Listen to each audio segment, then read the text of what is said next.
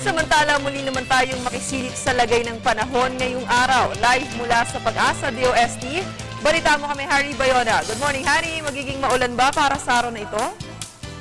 Good morning, Perceline. Para sa araw ng Lunes, to answer your question, yes, magiging maulan po dahil patuloy si Bagyong Emong at huli itong namataan 300 kilometers east ng Verac, Catanduanes. Taglay nga nito, ang lakas ng hangin na 55 kilometers per hour, malapit po yan sa sentro.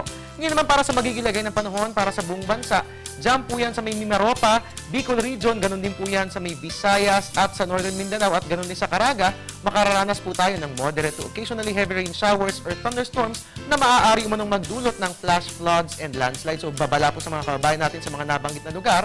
At dito naman sa atin sa Metro Manila, ganun din sa Ilocos, Calabarzon, Zambales at Bataan. At sa natitirang bahagi naman po ng Mindanao, asahan po natin ang cloudy with light to moderate rain showers or thunderstorms. Habang dyan naman po sa natitirang bahagi ng Luzon, asahan po natin ang partly cloudy skies na may isolated rain showers or thunderstorms.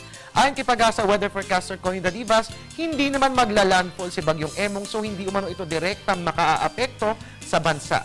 At ayon pa nga kay Ms. Dadivas, kung di magbabago ang pagkilos ito ni Bagyong Emong, inaasahan na by Wednesday evening ay tuluyan na nga itong lalabas ng ating PAR. At dahil may bagyo ulit sa loob ng ating PAR, mga kababayan, ugaliing magdala ng payong at ilista na rin po ang emergency hotline sa dapat tawagan para handa tayo sa oras ng sakuna. At yan po muna ang latest mula rito sa Pag-asa DOST. Kasama niyo po sa balitaan para sa telebisyon ng bayan ng inyong weatherman, Harry Bayona. Back to you, Perceline. Maraming salamat, Harry Bayona, live mula sa Pag-asa DOST.